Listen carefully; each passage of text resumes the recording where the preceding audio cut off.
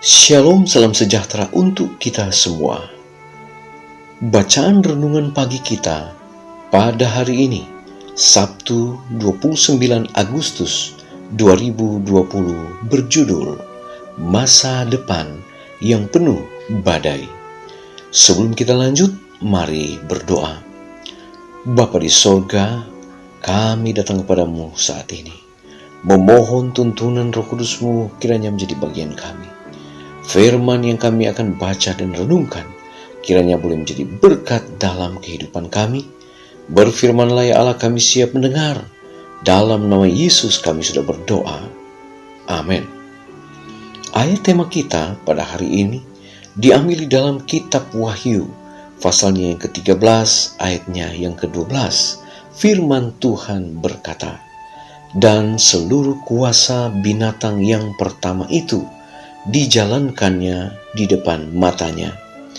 Ia menyebabkan seluruh bumi dan semua penghuninya menyembah binatang pertama yang luka parahnya telah sembuh."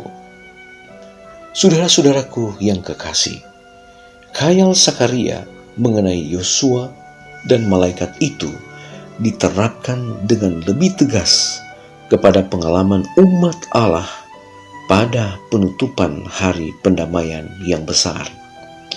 Jemaat yang sisa akan menghadapi pencobaan dan kesusahan yang besar. Mereka yang memelihara hukum Allah dan beriman pada Yesus akan merasakan murka naga dan bala tentaranya itu. Iblis menganggap dunia ini sebagai rakyatnya. Dia sudah menguasai jemaat yang murtad, tetapi disinilah suatu kelompok kecil yang melawan kebesarannya. Jika dia dapat menghapuskan mereka itu dari permukaan bumi, maka kemenangannya akan lengkap. Sama seperti dia memengaruhi bangsa-bangsa kafir, menghancurkan bangsa Israel, demikianlah dalam waktu yang dekat dia akan membangunkan kuasa kejahatan dunia untuk membinasakan umat Allah. Semua orang akan dituntut menurut undang-undang buatan manusia yang bertentangan dengan hukum ilahi. Mereka yang akan tetap setia kepada Allah dan kepada tugasnya akan diancam, dicaci, dan dibuang. Mereka akan dikhianati baik oleh orang tua maupun saudara-saudara dan oleh keluarga dan sahabatnya. Satu-satunya pengharapan mereka ialah pada rahmat Allah. Satu-satunya pertahanan mereka ialah doa. Sama seperti Yosua memohon di hadapan malaikat itu, demikianlah jemaat yang sisa, dengan hati yang remuk dan iman yang tekun, memohon keampunan dan kelepasan melalui Yesus Juru Selamat mereka. Mereka sungguh menyadari betapa jahatnya hidup mereka. Mereka melihat kelemahan dan ketidaklayakan mereka, dan sementara mereka memandangi diri, mereka hampir putus harap. Penggoda itu siap menuduh mereka, sama seperti dia siap menuduh Yosua. Dia menunjukkan pakaiannya yang kotor, kelemahan tabiatnya. Dia menghadapkan kelemahan dan kesalahan mereka, dosa karena tidak bersyukur, keadaan mereka yang tidak sama dengan Kristus yang sudah menghina penebus mereka itu. Dia berusaha menakut-nakuti manusia dengan perasaan bahwa keadaan mereka itu tidak dapat diharapkan lagi, bahwa kenajisan dosa mereka itu takkan pernah terhapuskan. Dia mengharap dengan jalan demikian akan merusak iman mereka, sehingga mereka menyerah kepada pencobaannya, meninggalkan kesetiaannya terhadap Allah, lalu menerima tanda binatang itu. Saudara-saudaraku yang kekasih, iblis mempertahankan tuduhannya terhadap mereka itu di hadapan Allah, serta menyatakan bahwa mereka tidak berhak lagi mendapat lindungan Allah karena dosa mereka itu, lalu menuntut haknya untuk membinasakan mereka sebagai pelanggar.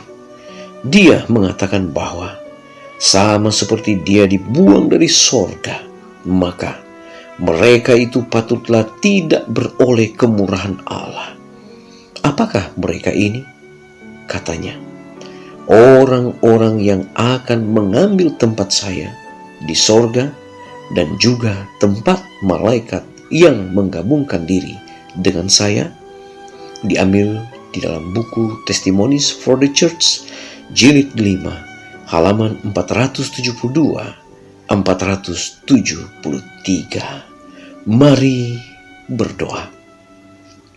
Bapa di sorga, kami bersyukur untuk berkat-Mu pagi ini, Bapa. Kami boleh dikuatkan lagi oleh firman-Mu. Kami diajak untuk melihat bahwa kehidupan di dalam Tuhan, maka kami akan menghadapi berbagai-bagai badai kehidupan. Bapa, sesungguhnya saat mana kami menjadi pengikut-pengikut Tuhan, masa depan yang kami akan hadapi akan dipenuhi oleh badai. Untuk itu ya Bapa, satu-satunya pengharapan dari kami umat-umat Tuhan, biarlah rahmat Allah akan menolong kami, akan menuntun kami untuk memberikan kemenangan-kemenangan iman walaupun menghadapi berbagai-bagai badai kehidupan. Bapa di sorga, tolonglah kami agar kami tetap kuat di dalam iman untuk tetap berpegang kepada kebenaran firman-Mu. Ketika kami akan memulaikan aktivitas hari ini, biarlah Roh Kudus menuntun kami. Kami diberkati dengan peribadatan kepada Tuhan. Kami diberkati dengan hubungan kami dengan Tuhan saat kami merayakan akan Sabat-Mu yang kudus ini. Terima kasih Bapa. Berkat-Mu menyertai kami secara pribadi, warga rumah tangga, bahkan semua umat-umat Tuhan diberkati oleh Tuhan. Di dalam nama Yesus kami sudah berdoa. Amin. Selamat beraktivitas. Tuhan Yesus memberkati kita semua.